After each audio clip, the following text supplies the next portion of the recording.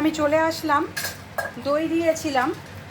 দই দেওয়ার পর এবার আমি একটু চিনি অ্যাড করছি। স্বাদ মতন চিনি দিয়ে দেবেন।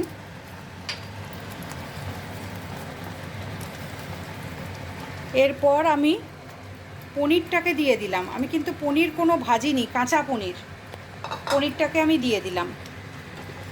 এবার পনিরটাকে দেওয়ার পর আপনারা যদি চান যতটা জল খাবেন, এখানে জল অ্যাড করতেও পারেন, আবার জল অ্যাড নাও করতে পারেন।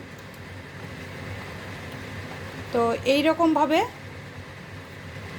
আমরা পনির বাটার মশলা, যে দেখতে পাচ্ছেন প্রায় হয়েই এসছে, আর 2-3 মিনিট টাইম লাগবে।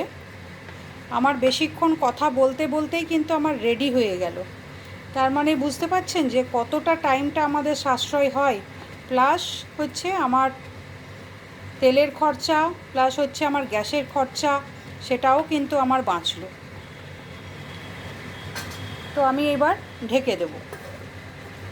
এবার 2-3 মিনিট রাখার পর আমি এটাকে বন্ধ করে দেব।